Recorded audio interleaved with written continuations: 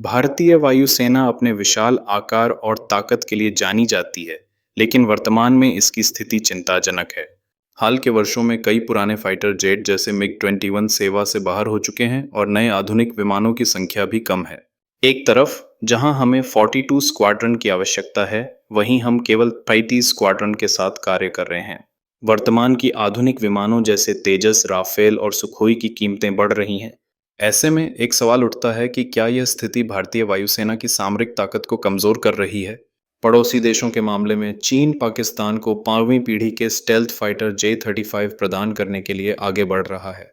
ये अत्याधुनिक हथियार रडार से बचने की क्षमता रखते हैं और लंबी दूरी तक मार कर सकते हैं। यदि पाकिस्तान इस तकनीक को हासिल करता है तो यह भारत के लिए एक गंभीर चुनौती बन सकती है। पहले से ही पाकिस्तान JF-17 जैसे हल्के फाइटर का निर्माण कर चुका है और अब वह एक कदम और बढ़ने की तैयारी में है। यह जियोपॉलिटिकल स्थिति भारत की सुरक्षा के लिए गहरी चिंता का विषय है। भारत भी पीछे नहीं है।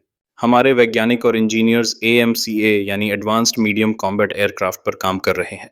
हालांकि यह परियोजना अभी विकास के प्रारंभिक चरण में है और इसे उड़ान भरने में 2030 तक का समय लग सकता है। इसी बीच रूस ने भारत को Su-57 जैसे आधुनिक फाइटर जेट की पेशकश की है, जिसमें पूरी तकनीक का ट्रांसफर शामिल है, लेकिन भारत ने आज तक इस पर कोई निर्णय नहीं लिया है।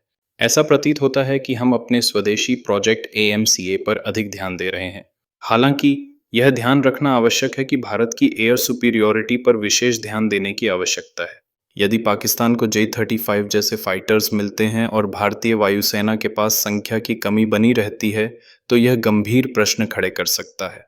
भारत को अब तुरंत कई स्तरों पर कदम उठाने की आवश्यकता है, जिसमें राफेल जैसे आधुनिक फाइटर की खरीद करना, तेजस Mk2 और AMCA का तेजी से उत्पादन करना और अपनी तकनीक को विकसित कर आत्मनिर्भरता प्राप्त करना शामिल है।